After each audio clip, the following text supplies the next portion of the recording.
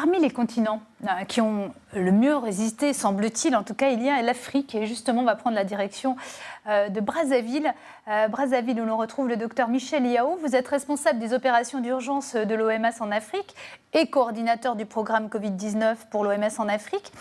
L'Afrique du Sud et l'Égypte payent quand même un lourd tribut au coronavirus. Ailleurs, le continent africain semble avoir plutôt bien résisté. Comment vous l'expliquez ? La principale réponse, je pense que l'Afrique ayant été touchée en troisième position, si on pourrait le dire, après la Chine et l'Europe, et ayant appris des autres, il y a eu des mesures précoces en termes de confinement. Et il semble que ces mesures, surtout pour certains pays, aient permis de mettre à niveau la capacité de réponse qui était une très forte inquiétude.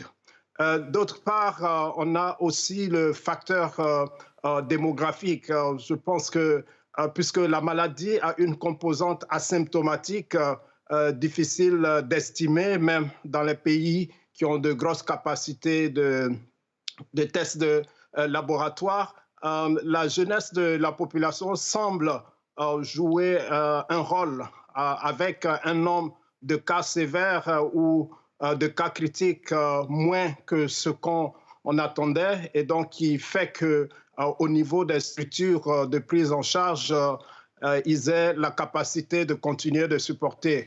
Docteur Michel Yao, est-ce que vous dites aujourd'hui la crise du coronavirus en Afrique, elle est dans notre dos, ou est-ce qu'au contraire vous continuez à appeler les populations quand même à la plus grande vigilance? Alors, je pense que oui, il faut en fait continuer à veiller sur cette tendance qui change, d'un pays à un autre. Nous avons à peu près 10 pays où le nombre de cas augmente.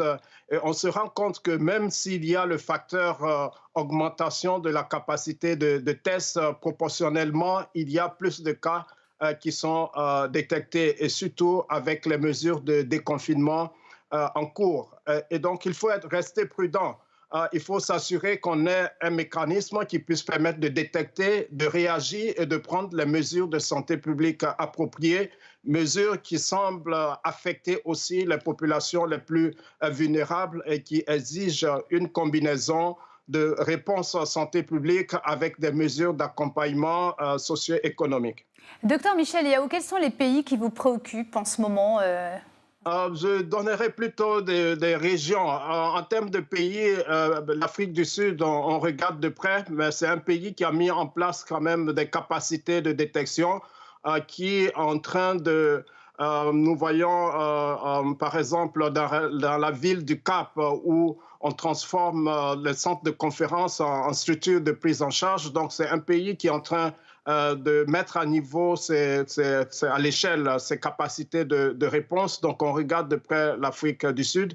Mais au niveau des régions, nous sommes aussi préoccupés par l'Afrique de l'Ouest, notamment le Nigeria. Nous avons aussi la Guinée, la Côte d'Ivoire. En Afrique centrale, nous avons le Gabon, le Cameroun, et surtout certains petits pays qui ne rapportaient pas des cas pour lesquels on a observé un bond, comme la Mauritanie.